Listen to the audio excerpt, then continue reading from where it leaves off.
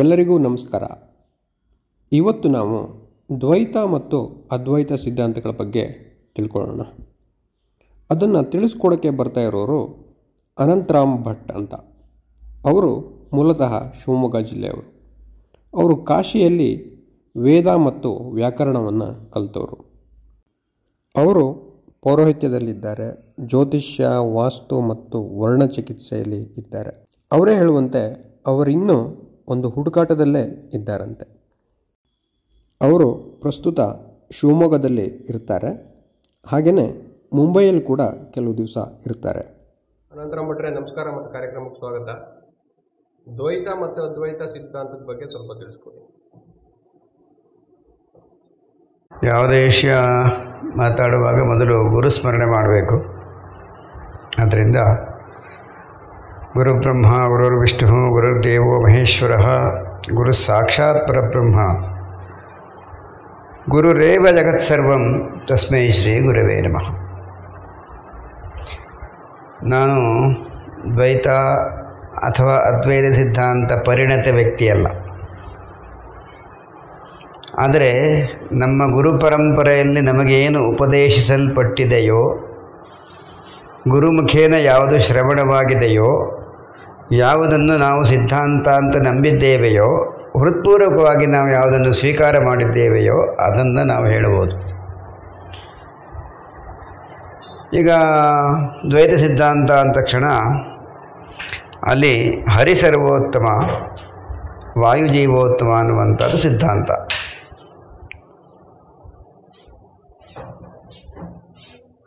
ಭಗವಂತ ಅನ್ನುವಂಥವನು ಒಬ್ಬ ಪ್ರತ್ಯೇಕವಾಗಿ ಇದ್ದಾನೆ. ಆಮೇಲೆ ಈ ಜೀವರಾಶಿಗಳ ಮುಖ್ಯವಾಗಿರುವಂಥವನು ಇದ್ದಾನಲ್ಲ, ಅವನಿಗೆ ಜೀವೋತ್ತಮ ಅಂತ ಹೆಸರು. ಆದ್ದರಿಂದ ಈ ಎರಡು ಈ ಒಂದೇ ಇದರೊಳಗೆ ಹೋಗ್ತಾ ಇದೆ ಅನ್ನುವಂಥದ್ದು ಅವರ ಸಿದ್ಧಾಂತ. ದ್ವೈತದಲ್ಲಿ ಎಲ್ಲ ಪರಮಾತ್ಮನದ್ದೇ, ಎರಡನೇ ವಸ್ತು ಇಲ್ಲ. ಬ್ರಹ್ಮಸತ್ಯಂ ಜಗನ್ಮಿಥ್ಯಾ ಅಂತ. ಆದರೆ ಇಲ್ಲಿ ಏನಾಗಿದೆ ಅಂದರೆ, ಯಾರಡೂ ಸಿದ್ಧಾಂತವನ್ನು ಯಾರನ್ನೂ ಕೂಡ ನಾನು ದೂಷಿಸುವವನಲ್ಲ. ಆದರೆ ಮಾತಾಡುವಾಗ ಕೆಲವೊಂದು ವಿಷಯವು ವೈಪರೀತ್ಯವಾಗಿರುವುದರಿಂದ ಸ್ವಲ್ಪ ವಿರೋಧವಾಗಿರ್ತದೆ, ಅದೇನು ಮಾಡಲಿಕ್ಕಾಗೋದಿಲ್ಲ. ಇಲ್ಲಿ ಏನಾಗಿದೆ ಅಂದರೆ, ಮೂಲದಲ್ಲಿ ಯಾರು ಚೈತನ್ಯ ಸ್ವರೂಪಿಯಾದ ಭಗವಂತನ್ನು ಸಂಪೂರ್ಣವಾಗಿ ಅನುಭವಿಸಿದ್ದಾನೆಯೋ ಅವನಿಂದ ನಮಗೆ ಉಪದೇಶಿಸಲ್ಪಟ್ಟು ಅವರು ಹೇಳಿದಂಥ ಸಾಧನೆಯನ್ನು ನಾವು ಮಾಡಿ ನಮ್ಮ ಅನುಭವವನ್ನು ಜಗತ್ತಿಗೆ ಹೇಳಬೇಕು. ಆಗ ನೀವು ಸಿದ್ಧಾಂತವನ್ನು ಹೇಳುವುದಕ್ಕೆ ಅರ್ಹರು ಅಂತಾಗ್ತದೆ. ಈಗ ಏನಾಗಿದೆ ಅಂದರೆ, ಪುಸ್ತಕದಲ್ಲಿ ಬರ್ಕೊಂಡಿದೆ ಸಕ್ಕರೆ ಸಿಹಿ ಇದೆ ಅಂತ,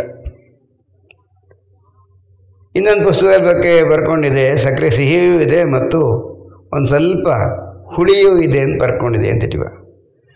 ಈ ಎರಡು ಹೇಳುವವನು ಏನು ಹೇಳ್ತಾನೆ ಅಂದರೆ ಇದೇ ಸರಿ ಅಂತ ವಾದ ಮಾಡ್ತಾನೆ. ಅದೇ ರೀತಿ ಕೇವಲ ಸಿಹಿ ಇದೆ ಅಂತ ಹೇಳುವವನು ಏನು ಮಾಡ್ತಾನೆ ಅಂತಂದರೆ ಇದೇ ಸರಿ ಇದೆ ಅಂತ ವಾದ ಮಾಡ್ತಾನೆ. ಇಬ್ಬರಿಗೂ ಕೂಡ ಅಪರೋಕ್ಷ ಜ್ಞಾನವೇ ಹೊರತು ಪರೋಕ್ಷ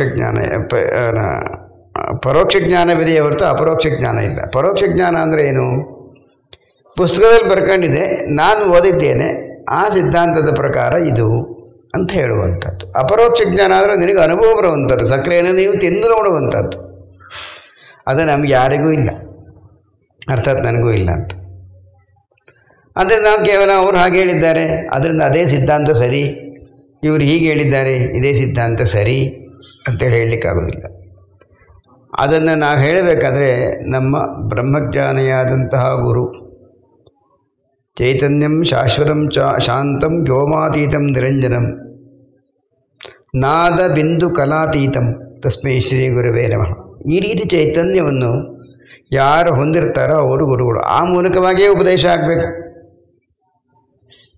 ಈಗ ಶಂಕರಾಚಾರ್ಯರು ಬ್ರಹ್ಮಜ್ಞಾನಿಗಳೇ, ಅದೇ ರೀತಿಯಾಗಿ ಮಧ್ವಾಚಾರ್ಯರು ಜ್ಞಾನಿಗಳೇ, ಅದರ ಬಗ್ಗೆ ಯಾವ ಸಂಶಯ ಕೂಡ ಇಲ್ಲ. ಅವರಿಗೆ ಭಗವಂತ ಯಾವ ರೀತಿಯಲ್ಲಿ ಕಂಡಿದ್ದಾನೆಯೋ ಅದನ್ನು ಅವರು ವರ್ಣನೆ ಮಾಡಿದ್ದಾರೆ ಅಂತ ನಾವು ತಿಳ್ಕೊಳ್ಬೇಕಷ್ಟೆ.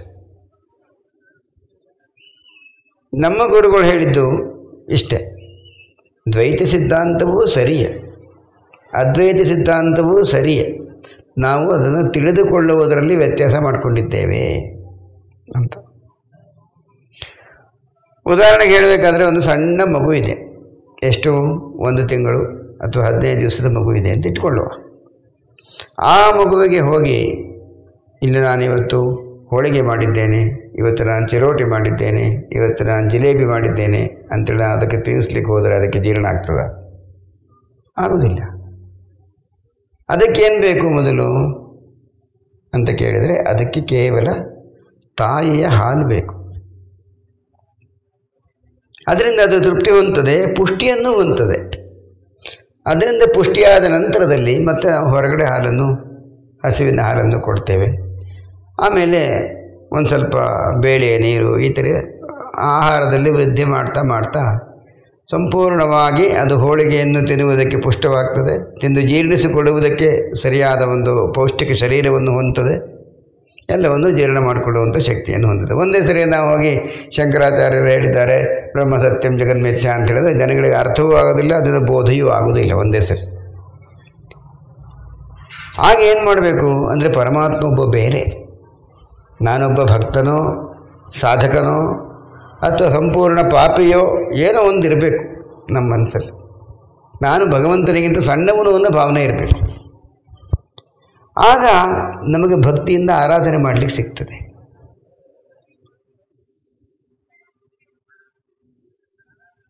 ಆ ದೊಡ್ಡವನು ಅಂತ ನಾವು ತಿಳ್ಕೊಂಡಾಗ ಏನಾಗ್ತದೆ, ಅವನು ಸರ್ವಸಮರ್ಥ, ನಮಗೆ ಏನನ್ನು ಬೇಕಾದರೂ ಕೊಡುವಂಥ ಸಾಮರ್ಥ್ಯ ಉಳ್ಳವನು ಅನ್ನೋ ಭಾವನೆ ಬರ್ತದಲ್ಲ. ಪ್ರೀತಿಯನ್ನು ಕೊಡುವುದಕ್ಕೆ ಸಾಮರ್ಥ್ಯ ಉಳ್ಳವನು, ಅದೇ ರೀತಿ ಅವನಿಗೆ ಕೋಪ ಬಂದರೆ ನಮ್ಮನ್ನು ನಾಶ ಮಾಡುವುದಕ್ಕೂ ಶಕ್ತಿ ಉಳ್ಳವನು ಅನ್ನುವಂಥದ್ದನ್ನು ನಾವು ಯಾವಾಗ ತಿಳ್ಕೊಳ್ತೇವೆ ಆಗ ಭಯ ಮತ್ತು ಭಕ್ತಿ ಎರಡೂ ಒಟ್ಟಿಗೆ ಇರ್ತದೆ. ಆ ಭಯ ಮತ್ತು ಭಕ್ತಿ ಎರಡೂ ಒಟ್ಟಿಗೆ ಇರುವಾಗ ಸಾಧನೆ ಎನ್ನುವಂಥದ್ದು ಸುಗಮವಾಗಿ ಹೋಗ್ತದೆ. ಭಾಗವತದಲ್ಲಿ ಕಲೋ ಭಕ್ತಿ ಭಕ್ತಿರೇವ ನ ಸಂಶಯ ಅನ್ನುವಂಥ ವಿಷಯ ಬರ್ತದೆ. ಭಕ್ತಿ ಇಲ್ಲದೆ, ಶ್ರದ್ಧೆ ಇಲ್ಲದೆ ಜ್ಞಾನ ಸಂಪಾದನೆ ಆಗೋದಿಲ್ಲ. ಅದು ಯಾವ ಸಿದ್ಧಾಂತಕ್ಕೆ ಹೋದರೂ ಅಷ್ಟೇ. ಇದರಲ್ಲಿ ನಮಗೆ ದ್ವೈತ ಸಿದ್ಧಾಂತ ತುಂಬ ಸಹಾಯಕ ಆಗ್ತದೆ. ಯಾಕೆಂದರೆ ನಾನು ಭಗವಂತನ ದಾಸ ಅನ್ನುವಂಥ ಭಾವನೆಯನ್ನು ತಂದುಕೊಡ್ತದೆ.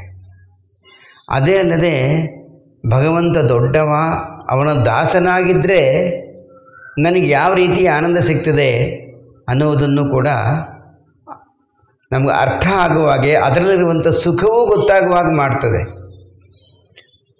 ಇಲ್ಲೊಂದು ಉದಾಹರಣೆ ಕೊಡುವ ಅಂತ ಕಾಣ್ತಿದೆ ನನಗೆ. ವನವಾಸವೆಲ್ಲ ಮುಗಿದು ರಾಮನಿಗೆ ಪಟ್ಟಾಭಿಷೇಕ ಆಯಿತು. ಪಟ್ಟಾಭಿಷೇಕ ಸಮಯದಲ್ಲಿ ಸೀತೆಯ ಹನುಮಂತರ ಮೇಲೆ ಪ್ರೀತಿಯಿಂದ ಒಂದು ಮುತ್ತಿನ ಹಾರವನ್ನು ಕೊಡ್ತಾಳೆ. ಮುತ್ತಿನ ಹಾರವನ್ನು ಕೊಟ್ಟಾಗ ಹನುಮಂತ ನೋಡ್ತೇನೆ, ಒಂದೊಂದೇ ಮಣಿ ತೆಗೆದು ಒಗಾಸ್ತೇನೆ, ಒಂದೊಂದೇ ಮಣಿ ತೆಗೆದು ಈ ಕಡೆ ಬೀಸಾಕ್ತಾನೆ. ಸೀತೆಗೆ ಸ್ವಲ್ಪ ನೋವಾಗ್ತದೆ. ಕೇಳ್ತಾಳೆ, ಯಾಕೆ ಈ ಥರ ಮಾಡ್ತಾ ಇದ್ದೀಯ ಅಂತ. ಯಾವುದರಲ್ಲಿ ರಾಮನಿಲ್ಲವೋ ಅದು ನನಗೆ ತುಚ್ಛ, ನಿನಗೆ ಅದು ಮುತ್ತಿನ ಮಣಿ, ಆದರೆ ನನಗೆ ಅದರ ಉಪಯೋಗ ಇಲ್ಲ. ರಾಮ ಎಲ್ಲಿದ್ದಾನಲ್ಲ, ರಮಂತೆ ಯೋಗಿನಾಮಂತೆ ಸತ್ಯಾನಂದೇ ಚಿದಾತ್ಮನಿ ಇತಿ ರಾಮಪದೇ ದಾಸೋ ಪರಬ್ರಹ್ಮ ವಿಧೀಯತೆ. ರಾಮ ಅಂತಂದರೆ ಸಂಪೂರ್ಣವಾದ ಆನಂದವನ್ನು ಭೂತ ಭವಿಷ್ಯದ್ ವರ್ತಮಾನ ಕಾಲದಲ್ಲಿ ನಿರ್ನಿಮೇಷವಾಗಿ ಕೊಡುವಂಥವನು, ಆನಂದವನ್ನು ಕೊಡುವಂಥವನು ಯಾವನಿದ್ದಾನೆ ಅವನು ಮಾತ್ರ ರಾಮ. ಅವನಿಲ್ಲದ ಈ ಮಣಿ ನನಗೆ ತುಚ್ಛ. ಇನ್ನೇನಿದೆ ಭಕ್ತಿ? ಹನುಮಂತನಿಂದ ನಾವು ಏನು ತಗೊಂಡ್ವಿ? ದಾಸ್ಯ ಭಕ್ತಿಯನ್ನು ತಗೊಂಡ್ವಿ. ರಾಮ ಆಮೇಲೆ ಅವರ ದಾಸನಾಗಿರುವಾಗ ಏನು ಆನಂದ ಇರ್ತದೆ ಅನ್ನುವಂಥದ್ದು ಹನುಮಂತ ಇಲ್ಲಿ ಹೇಳ್ತಾ ಇದ್ದಾನೆ. ಅದು ಅದ್ವೈತ ಸಿದ್ಧಾಂತವೇ. ನಮಗೆ ಕಾಣ್ಬೋದು ರಾಮ ಬೇರೆ ಹನುಮಂತ ಬೇರೆ ಅಂತ ಇಲ್ಲಿ ಸ್ಥೂಲದಲ್ಲಿ ಕಂಡರೂ ಕೂಡ ಅಂತರದಲ್ಲಿ ಅದು ಅದ್ವೈತ ಸಿದ್ಧಾಂತವೇ. ಈ ದಾಸ್ಯತ್ವ ಸಂಪೂರ್ಣವಾಗಿ ಆಚರಣೆಗೆ ತರಲಿಕ್ಕೆ ಯಾವುದು ನಮಗೆ ಸಹಾಯ ಮಾಡ್ತದೆ ಕೇಳಿದ್ರೆ ದ್ವೈತ ಸಿದ್ಧಾಂತವೇ ಸಹಾಯ ಮಾಡ್ತದೆ. ಇವನು ಶಂಕರಾಚಾರ್ಯರು ಇದನ್ನು ಹೇಳ್ತಾರೆ. ಅದೇನೇ ಭಜ ಗೋವಿಂದಂ ಗೋವಿಂದಂ ಭಜ ಮೂಢಮತೆ ಸಂಪ್ರಾಪ್ತೆ ಸನ್ನಿಹಿತೆ ಕಾಲೇ ನಹಿನೇ ರಕ್ಷಿತರಕ್ಷಂಕರಣೆ. ಭಗವಂತನ ಸ್ಮರಣೆ ಮಾಡು, ಅದರಿಂದ ನಿನಗೆ ಭಕ್ತಿ ಹೆಚ್ಚಾಗ್ತದೆ, ಅದರಿಂದ ನಿನಗೆ ಶರೀರ ಶುದ್ಧಿ ಆಗ್ತದೆ, ಅದರಿಂದ ನಿನಗೆ ವಾಚಾಶುದ್ಧಿ ಆಗ್ತದೆ, ಅದರಿಂದ ನಿನಗೆ ಮನಃಶುದ್ಧಿ ಆಗ್ತದೆ. ಆಮೇಲೆ ಮನವೇ ಹೊರಟು ಹೋದ ನಂತರದಲ್ಲಿ ಬುದ್ಧಿ ಕೆಲಸ ಮಾಡ್ತದೆ, ಬುದ್ಧಿ ಹೊರಟು ಹೋದ ನಂತರದಲ್ಲಿ ಅಹಂಕಾರ ಕೆಲಸ ಮಾಡ್ತದೆ, ಅಹಂಕಾರದ ನಂತರದಲ್ಲಿ ಚಿತ್ತ ಕೆಲಸ ಮಾಡ್ತದೆ. ಚಿತ್ತದಲ್ಲಿ ಯಾರಿದ್ದಾರೆ ಅಂತ ಹೇಳಿದ್ರೆ ಬೇಗ ಭಗವಂತ. ಅಣೋರಣೀಯಾನ್ ಮಹತೋ ಮಹೀಯಾನ್ ಆತ್ಮ ಗುಹಾಯಾನ್ ನಿಹಿತೋಸ್ಯ ಜಂತೋ. ಯಾರು ಪರಮಾತ್ಮ? ಯಾಕೆ ಇದು ಅದ್ವೈತ ಅಂತ ಕೇಳಿದರೆ ಅಣುರೇಣುಗಳಲ್ಲಿ ಇರುವವನು ಕೇವಲ ಪರಮಾತ್ಮ. ಅದೇ ರೀತಿ ಮಹತ್ತರವಾದಂತಹ ಪರ್ವತವೋ, ಮಹತ್ತರವಾದಂತಹ ಪಾದಪಗಳು, ವೃಕ್ಷಗಳು, ನದಿಗಳು, ಸಮುದ್ರವೋ, ದೊಡ್ಡ ದೊಡ್ಡದಾಗಿರುವಂಥ ಆಕಾಶವೋ ಎಲ್ಲದರಲ್ಲೂ ಯಾರು ವ್ಯಾಪ್ತನಾಗಿದ್ದಾನೆ ಅಂದರೆ ಪರಮಾತ್ಮನೇ ವ್ಯಾಪ್ತನಾಗಿದ್ದಾನೆ. ಇಲ್ಲಿ ನಾವು ಸಿದ್ಧಾಂತದಲ್ಲಿ ವ್ಯತ್ಯಾಸ ಮಾಡಿಕೊಳ್ಳುವಂಥ ಅಪೇಕ್ಷೆಯೇ ಇಲ್ಲ. ಮಧ್ವಾಚಾರ್ಯರು ಅದನ್ನೇ ಹೇಳ್ತಾರೆ, ಶಂಕರಾಚಾರ್ಯರು ಅದನ್ನೇ ಹೇಳ್ತಾರೆ. ನಮ್ಮ ಗುರುಗಳು ಹೇಳ್ಕೊಟ್ಟಿದ್ದು ಹೀಗೆ. ನಾವು ತುಂಬ ಬಾಲಕರಾಗಿ ಭಗವಂತನ ಹತ್ರ ಹೋಗಿ ಅಲ್ಲಿ ಆ ಭಗವಂತನ ಆನಂದವನ್ನು ಅನುಭವಿಸಿದ ನಂತರದಲ್ಲಿ ಒಂದು ಸಣ್ಣ ನದಿ ಇದೆ, ಅದು ಹೋಗಿ ದೊಡ್ಡ ನದಿಗೆ ಸೇರ್ತದೆ. ಆ ದೊಡ್ಡ ನದಿ ಇದೆ, ಇನ್ನೊಂದು ಮಹಾನದಿಗೆ ಸೇರ್ತದೆ. ಆ ಮಹಾನದಿ ಇದೆ, ಅದು ಹೋಗಿ ಸಮುದ್ರಕ್ಕೆ ಸೇರ್ತದೆ. ಸಮುದ್ರದ ಹೋಗಿ ಸೇರಿದ ನಂತರ ಇದು ಈ ನದಿಯ ನೀರು, ಇದು ಅದಕ್ಕಿಂತ ಸಣ್ಣ ನದಿಯ ನೀರು, ಇದು ಅದಕ್ಕಿಂತ ಸಣ್ಣ ಹಳ್ಳದ ನೀರು ಅಂತ ಏನು ಪ್ರತ್ಯೇಕವಾಗಿರ್ತದೇನು? ಏನೂ ಇಲ್ಲ, ಎಲ್ಲ ಸಮುದ್ರ ರೂಪ. ಅದೇ ರೀತಿಯಲ್ಲಿ ಆಗ ನಾವು ಕೊನೆಯಲ್ಲಿ ಶಂಕರಾಚಾರ್ಯ ಸಿದ್ಧಾಂತಕ್ಕೆ ಹೋಗಬೇಕು. ನಾವು ಹುಟ್ಟಿದ ತಕ್ಷಣ ನಾವು ಅದ್ವೈತಿಗಳು, ನಮ್ಮದು ಒಂದೇ ಸಿದ್ಧಾಂತ, ಇದೆಲ್ಲ ಏನಿಲ್ಲ. ನಮಗೆ ತಿಳ್ಕೊಳ್ಳೋದ್ರೊಳಗೆ ವ್ಯತ್ಯಾಸ ಆಗಿದೆ. ಆಮೇಲೆ ಇನ್ನೇನು ಮಾಡ್ತೀವಿ ನಾವು ಅಂದರೆ ಪುಸ್ತಕದ ಆಧಾರದ ಮೇಲೆ ನಾನು ಅದ್ವೈತ ವೇದಾಂತದಲ್ಲಿ ನಾನು ಶಿರೋಮಣಿ ಮಾಡಿದ್ದೇನೆ, ಆಚಾರ್ಯ ಮಾಡಿದ್ದೇನೆ, ಅದ್ವೈತ ವೇದಾಂತದಲ್ಲಿ PhD ಮಾಡಿದ್ದೇನೆ, ಅದೇ ರೀತಿ ದ್ವೈತದಲ್ಲಿ ಮಾಡಿದ್ದೇನೆ, ಸುಧಾಮಂಗಲ ಮಾಡಿದ್ದೇನೆ, ಇತ್ಯಾದಿ ಇತ್ಯಾದಿ ಇಟ್ಟುಕೊಂಡು ನಮ್ಮಲ್ಲಿರುವಂಥ ಪುಸ್ತಕೀಯ ಜ್ಞಾನದ ಮೇಲೆ ನಮ್ಮ ಯೋಗ್ಯತೆಯನ್ನು ನಾವು ನಿರ್ಣಯ ಮಾಡಲಿಕ್ಕೆ ಹೋಗ್ತೀವಿ. ಅದೆಲ್ಲ ಅನಾವಶ್ಯಕ, ನೀರಸ, ಅದು ಉಪಯೋಗ ಇಲ್ಲ. ಹಾಗೆ ಪುಸ್ತಕೀಯ ಜ್ಞಾನವನ್ನು ಇಟ್ಟುಕೊಂಡು ಬ್ರಹ್ಮಜ್ಞಾನ ಸಂಪಾದನೆ ಮಾಡಿದವರು ಯಾರಿದ್ದಾರೆ?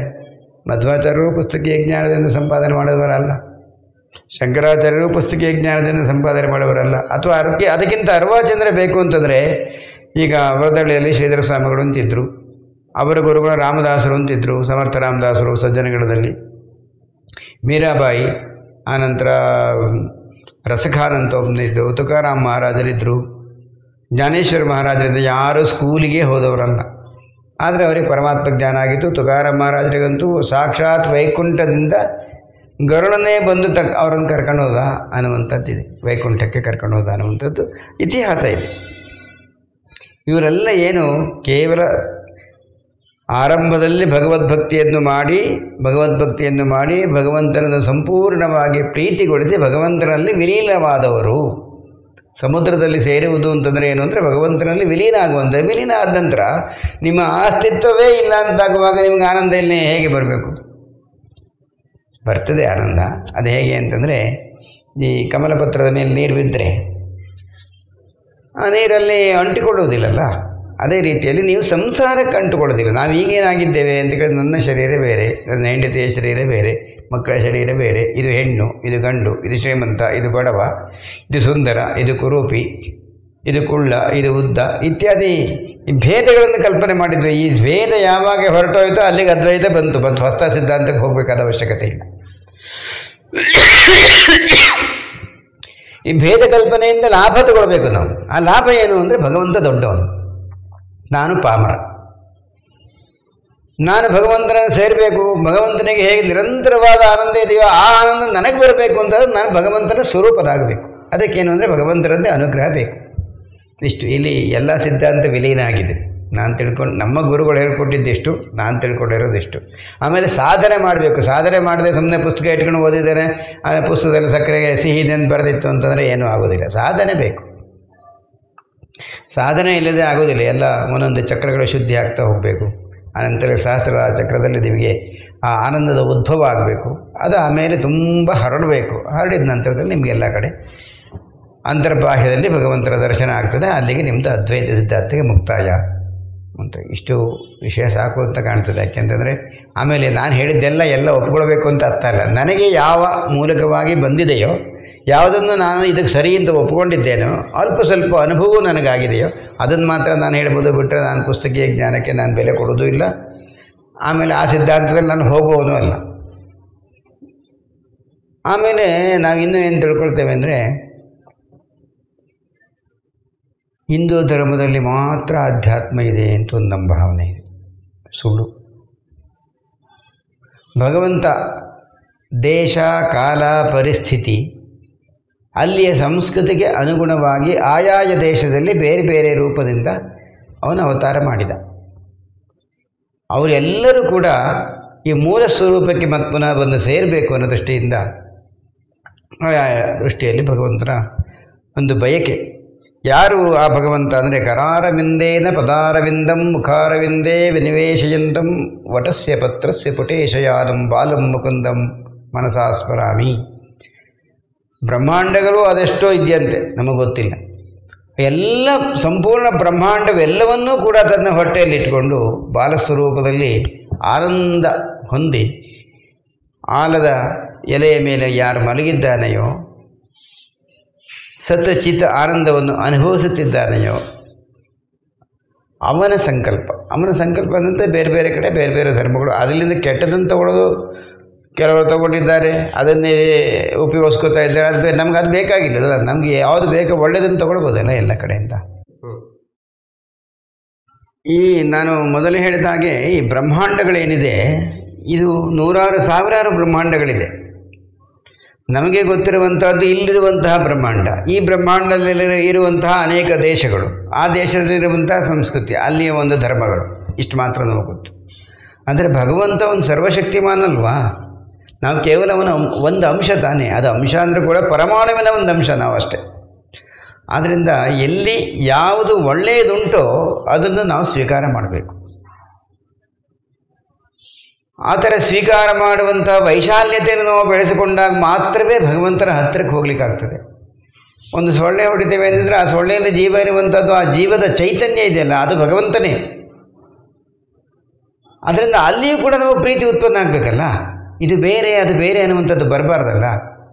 ಇದನ್ನು ನಾವು ಯಾವಾಗ ಕಲಿತ್ಕೊಳ್ತೀವೋ ಆವಾಗ ನಾವು ಭಗವಂತನಿಗೆ ಹತ್ತಿರಕ್ಕೆ ಹೋಗ್ತಾ ಇರ್ತೇವೆ.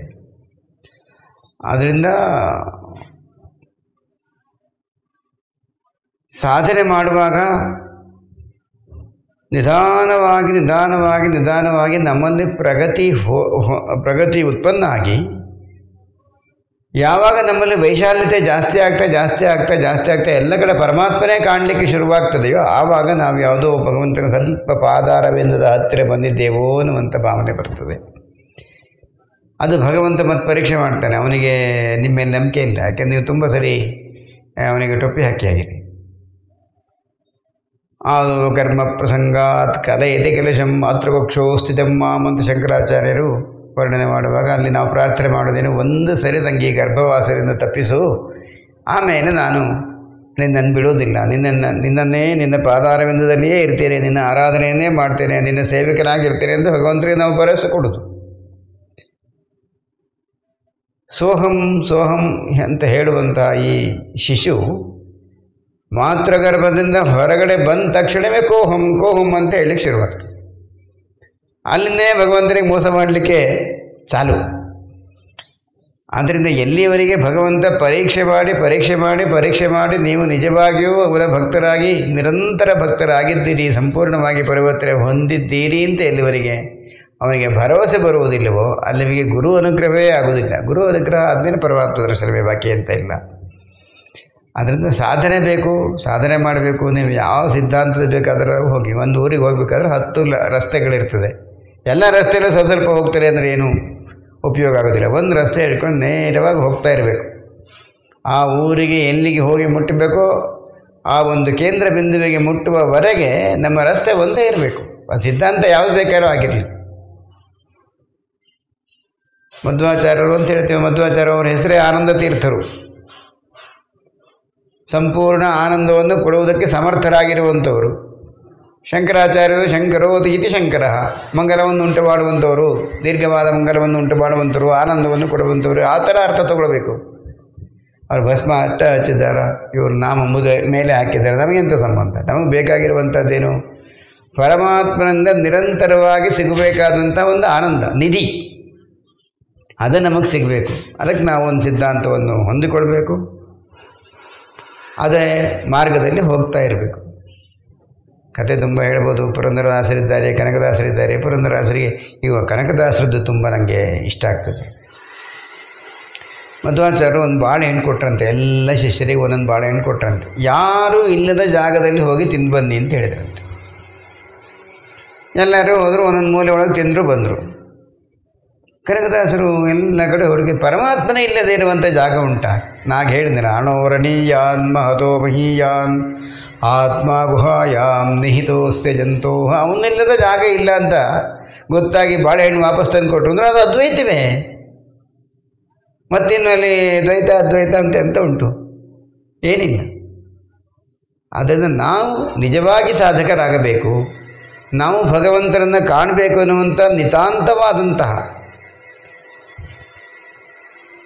ನಿಶ್ಚಂಚಲವಾದಂತಹ ಭಕ್ತಿ ಧ್ಯೇಯ ಇದ್ದರೆ ನಾವು ಅವರೇನು ಹೇಳಿದ್ದಾರೆ ಇವರೇನು ಹೇಳಿದ್ದಾರೆ ಆದರೆ ಅಲ್ಲಿಂದ ಒಳ್ಳೆಯ ತಗೊಳ್ಳುವ ಅನೇಕ ಶಾಸ್ತ್ರಂ ಬಹುವೇಜಲವ್ಯಂ ಅಲ್ಪಸ್ಯ ಕಾಲೋ ಬಹವಶ್ಚ ವಿಘ್ನಾ ತತ್ ಸಾರಭೂತಂ ತಡಪಾಧರವ್ಯಂ ಹಂಸೋ ಯಥಾಕ್ಷೇವರೆಂಬುವುದೇ. ಏನೀಗ ಹಲಸಿನ ಹಣ್ಣು ತಂದ್ರಿ, ತುಂಬ ರುಚಿಯಾಗಿರ್ತದೆ, ಅದರ ಸಿಪ್ಪೆ ಒಗಾಯಿಸ್ಬೇಕು ತಾನೆ, ಬೀಜ ತೆಗೆದು ಹಾಕಬೇಕು ತಾನೆ, ಆಮೇಲೆ ತಾನೇ ನಿಮ್ಗೆ ಹಲಸಿನ ಹಣ್ಣು ಸಿಗೋದು.